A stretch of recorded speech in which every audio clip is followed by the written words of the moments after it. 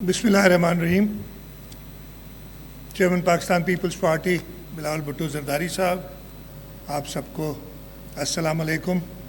सबसे पहले तो मैं आपका शुक्रगुज़ार हूँ कि आपने आज जो हुकूमत सिंध का ये इवेंट है to celebrate the first anniversary of मार्का हक,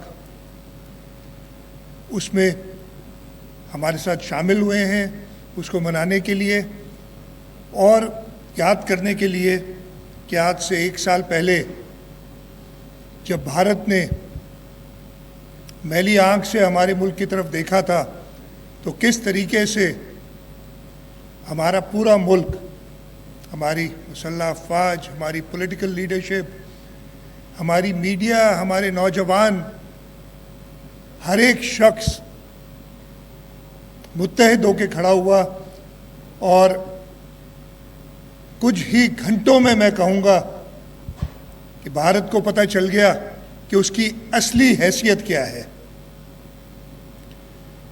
मैं want to thank the diplomatic corps for coming here today and the support that we had from the diplomatic corps during this aggression of India in the last year. I really want to acknowledge that too. I know you were all concerned about the security of the region, of the security of the world. And you joining us here today is extreme an honor for us. 1 साल पहले शुरुआत हुई थी 22 अप्रैल को, एक false flag operation Bharat ने किया और उसका इल्ज़ाम पाकिस्तान पे डाला। और हमने, जैसे अभी आपने चेयरमैन बिलावल भुट्टो जरदारी साहब को सुना था कि हम जंग नहीं चाहते, हम एक अमन पसंद मुल्क हैं, और हमने भारत से कहा कि हमें एविडेंस दें, अगर किसी भी तरीके से पाकिस्तान मुलविस है हम जिम्मेदार हैं। उनका अपना प्लान कुछ और था, जैसे ये कहा गया कि वो समझे कि पाकिस्तान शायद बहुत ही कमज़ोर मुल्क बन चुका है, पाकिस्तान को हम ने आइसोलेट किया हुआ है दुनिया से। उन्होंने ये बहाना करके और कोई सबूत तो पेश नहीं किया, लेकिन मई के पहले हफ्ते में उन्होंने वो मिलिट्री एग्रेशन शुरू की।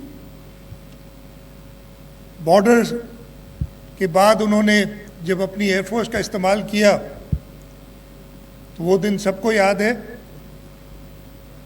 कि हमारे एयरमैन, उन्होंने मज़ा चखाया है। जो उनकी प्राइड थी वो राफेल, जिसके बाद with all due courtesy to the French, उन्होंने भी सोचना शुरू किया कि भाई जहाज़ तो बहुत अच्छा हो सकता है लेकिन उसको चलाने वाले पे डिपेंड करता है। और 2 राफेल गिराए और कितने जहाज़ गिराए हमें पता नहीं है, इसलिए कि वो तो जहाज़ हमारी एयरफोर्स तो गिरा रही थी, लेकिन हमारे लोग, उनके जो उन्होंने ड्रोन्स फेंके थे वो हमारे देहातों में लोग गिरा रहे थे। और कुछ ही घंटों में उन्हें पता चल गया कि इस मुल्क, जो पूरा मुल्क मुत्तहिद है, उससे लड़ना मुमकिन नहीं है। और फिर जब 10 तारीख को सुबह फजर के वक्त उन्होंने दोबारा अग्रेशन एक की, तो मेरा ख्याल है 2 या 3 घंटे थे। मुझे याद है वो दिन, चेयरमैन साहब, आप, I don't know if you remember this और नॉट, सुबह फजर पे शुरू हुआ था, 6 बजे मैंने ये उठा था और मुझे पता चला, उठाया गया था, spoke with the cops commander at that time, क्या हो रहा है। आपसे मेरी अराउंड 11:30 या 12 बजे के करीब बात हुई थी, और उस वक्त शायद आपको पता था, इसलिए कि आपका एक मैसेज आया था मुझे कि this will and soon. I don't remember the exact message, but वो कहा गया था बिकॉज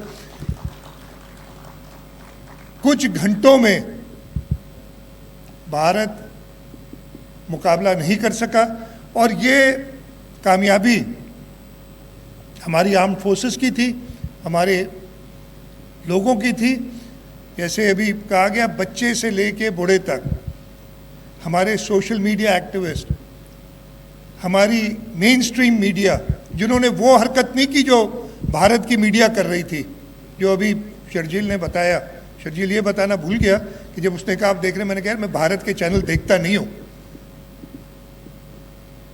لیکن اس کے بعد مجھے یاد ہے، بیکاز زیادہ ڈر یہ تھا کہ انہوں نے یہ پروپیگنڈا اڑایا تھا کہ ہم نے کراچی پورٹ ہٹ کر دی ہے. تو میں نے کمانڈر نیوی کراچی جو ہیں قومکار، ان کو فون کیا تو انہوں نے مجھے جواب دیا تھا کہ نہیں، ایسی دور دور تک کوئی بات نہیں ہے، ان کی ایک ایک موومنٹ ہم نوٹ کر رہے ہیں، اگر تھوڑی سی بھی اگریشن ہوئی وی ول ڈسٹروائے دیم. اور یہی ہوا، چاہے ہماری بری فوج ہو، ہوائی فوج ہو یا بحری فوج ہو، ان تینوں کی طاقت کے سامنے بھارت پوری طرح پسپا ہوا. یہ کہانی 22 اپریل سے نہیں شروع ہوتی. ہمارا بھارت کے ساتھ کانفلکٹ 1947 سے ہے، لیکن پاکستان کی دفاع کو مضبوط کرنے کے لیے، ابھی ذکر ہوا تھا، شرجیل نے کیا، شہید ذوالفقار علی بھٹو نے اپنی، جب وہ اس وقت پہلے انہوں نے حکومت سنبھالی تھی دسمبر 1971 میں، اس کے پہلے مہینے میں، بلکہ ڈیٹ بھی یاد ہے، 10 جنوری 1972. اب وہ کافی باتیں نکلی ہوئی ہیں باہر. انہوں نے ملتان میں ایک میٹنگ کی جس میں انہوں نے پاکستان کے سائنٹسٹ کو بلایا اور انہوں نے کہا کہ مجھے پاکستان کو ایٹمی طاقت بنانا ہے، اس لیے کہ ہمارے پاس کوئی اور حل نہیں ہے اس جو جنگ کا شوقین ملک ہے ہمارے بارڈر پہ، اس کو منہ دینے کے لیے. اور یہ شہید ذوالفقار علی بھٹو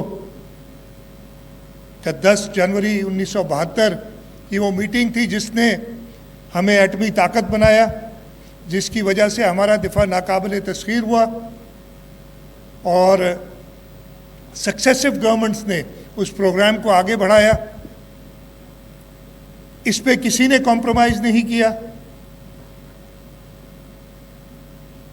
اس کے بعد ایٹمی طاقت تو بن گئے تھے، لیکن اس کو ڈلیوری کے لیے جو میزائل پروگرام تھا وہ شہید محترمہ بے نظیر بھٹو نے شروع کیا. اور اس کی ریسنٹلی جو ہمارے چائنیز جہازوں نے، اس لیے کہ سب کو پتہ ہے کہ ہمارے JF-17 اور J-10C، انہوں نے ہمارے ایئر فورس کے پائلٹس نے انہی کے ذریعے رافیل گرائے تھے. ان کی پروکیورمنٹ بھی پریزیڈنٹ آصف علی زرداری کے پہلے دور میں شروع ہوئی تھی. تو ہماری لیڈرشپ، چاہے وہ شہید ذوالفقار علی بھٹو ہوں، شہید محترمہ بے نظیر بھٹو ہوں، پریزیڈنٹ آصف علی زرداری ہوں، انہوں نے پاکستان کے دفاع کو ہمیشہ سب سے آگے رکھا ہے. اور اس وقت بھی آپ نے بھی دیکھا ہے، وہ سب نے ایکسپیرینس کیا تھا جب بھارت نے کیا اس وقت، بلکہ اس سے بھی پہلے جب بلاول بھٹو زرداری صاحب پاکستان کے کم عمر ترین فارن منسٹر بنے، تو لوگ کہتے تھے کہ وہاں ایک پتہ نہیں ہے بڑا پڑھا لکھا بھارت کا، کہاں پہ بلاول صاحب اس کے سامنے بات کر سکیں گے. لیکن آپ سب نے دیکھا کہیں اور نہیں، ہوم گراؤنڈ پہ جا کے ڈپلومیٹکلی جس طریقے سے بلاول بھٹو زرداری صاحب نے ان کو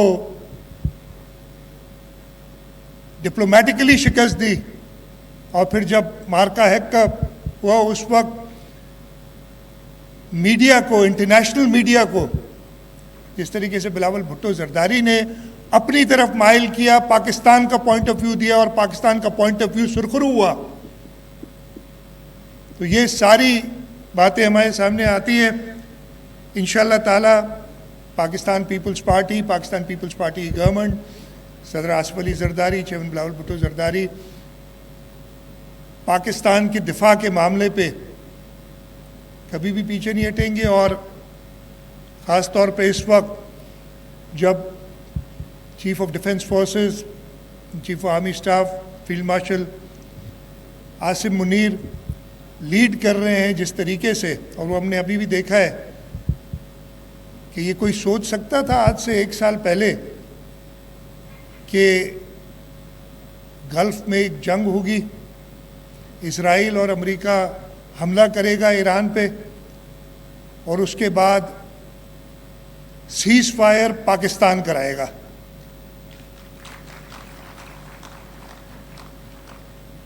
خود یقین نہیں ہوتا کہ یہ ہم ہیں، اور ایک جگہ پہ اسلام آباد میں ٹیبل پہ لا کے ایران کی سینئر لیڈرشپ اور امریکہ کی سینئر لیڈرشپ کو بٹھانا، یہ بھی ایک مارکے سے کم نہیں۔ تو اور یہ ساری وجہ تھی جو مارکہ حق میں ہماری آرم فورسز نے، ہمارے لوگوں نے، ہماری قوم نے دنیا کو منوایا کہ پاکستان وہ جگہ ہے جس کو آپ اگنور نہیں کر سکتے، اگنور کیا بلکہ it will be the central place for every solution of conflicts in the world انشاءاللہ تعالی۔ تو ایک بار پھر میں آپ سب کا شکر گزار ہوں کہ آپ لوگوں نے آج ہمیں ان سیلیبریشنز میں جوائن کیا۔ انشاءاللہ یہ سیلیبریشنز چلتی رہیں گی، اور 10 تاریخ کو جو ایکچول مارکہ حق کا ڈے ڈکلیئرڈ ہے اس کو ہم بہت بہتر طریقے سے پورے ملک میں منائیں گے، اور انشاءاللہ تعالی پاکستان نے جو دنیا میں اپنا لوہا منوایا ہے، اپنی حیثیت بنوائی ہے، اللہ تعالیٰ کے فضل سے وہ اور پاکستان مضبوط ہوگا، اور انشاءاللہ تعالیٰ پاکستان اس دنیا میں امن لانے کے لیے، چاہے وہ ایران میں ہو، چاہے جو اسرائیل کی بربریت غزہ میں اور فلسطین میں ہو، مجھے پورا یقین ہے کہ پاکستان ان سب کانفلکٹس کو ختم کرنے کے لیے اپنا کلیدی کردار ادا کرے گا، اور اس دنیا میں اس لیے کہ جیسے ہم نے کہا ایک ہم امن پسند ملک ہیں، ہم اس دنیا میں امن لانے میں اپنا کردار ادا کریں گے۔ آپ سب کا بہت بہت شکریہ، آپ سب ادھر آئے۔ پاکستان زندہ باد۔